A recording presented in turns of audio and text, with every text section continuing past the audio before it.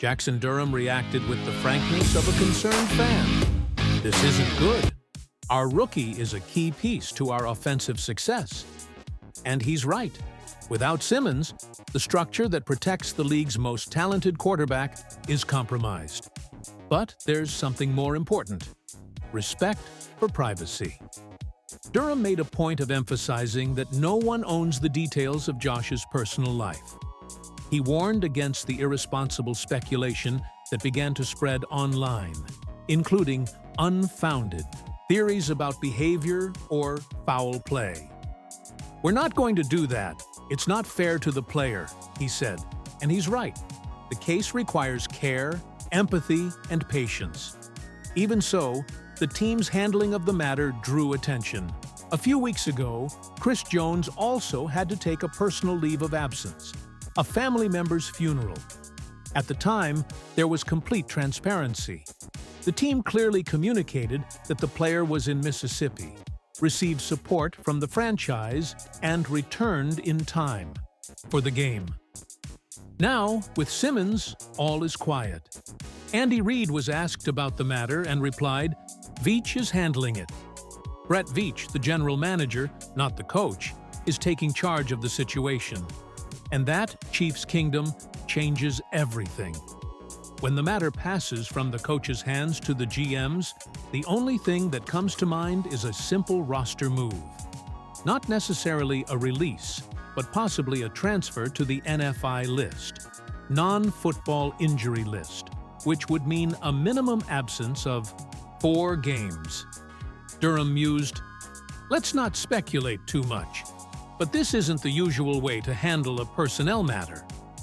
What makes fans uneasy is the lack of information, the silence that seems to scream. And while everyone waits for an update, the field continues to spin. Simmons' replacement, Jalen Moore, took over and didn't disappoint. Against the Lions, facing the feared Aiden Hutchinson, Moore played 40 snaps, allowed 3 pressures, 2 sacks, and only 1 hit on Mahomes. Respectable. Numbers against one of the NFL's best edge rushers. He held his own, gave Patrick time, and helped the offense beat one of the conference's strongest teams. Amidst the chaos, the backup became a quiet hero. It was in this climate that Durham took a break from the heavy news to thank sponsor Omaha Steaks. "You know what quality like Jalen Moore's is? Omaha Steaks," he joked, saying that recently, as a newly engaged man, he had to learn how to cook. One such day, he saved dinner with the brand's steaks, which are now on an early Black Friday sale. 50% off online, plus an extra $35 off with the code Chiefs. A slight breather amidst the tension, but one that reinforces the importance of supporting the show. And of course, of having top-notch meat while waiting for answers about Josh Simmons. But the NFL doesn't stop, and Week 7 is just around the corner. The Chiefs and Raiders face off in the first noon game of the season. "Who do you have in this game?" Durham teased. "Go with KC if you trust the Chiefs, LV if you think the Raiders will surprise." And looking the other way, the outlook in Las Vegas isn't very encouraging. The team is 2-4, with Pete Carroll taking over after years in Seattle, and Geno Smith leading the offense. But Geno Smith isn't the same as he was in his prime with the Seahawks. Constant turnovers, poor decisions, and an offensive average of just 17 points per game, 29th in the league. The defense isn't doing much better, 23rd in points allowed, with 24 per point per CV game. "I'm not a mathematician," Durham quipped, "but if you score 17 and give up 24, you're not going to win many games."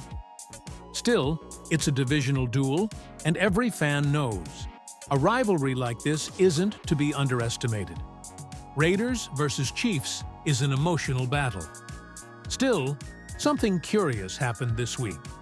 Insider Ricky Scoops, yes, the famous NFL leaker, published that wide receiver Jacoby Myers was being traded and would no longer play for the Raiders. Shortly after, he appeared on the EBD practice absence list with a toe and ankle injury.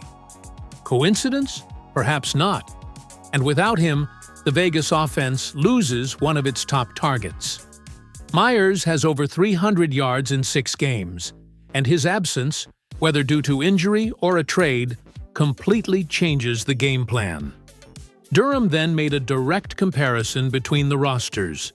At the helm, there's no doubt, Patrick Mahomes is the best quarterback in the NFL. Kansas City has a clear advantage.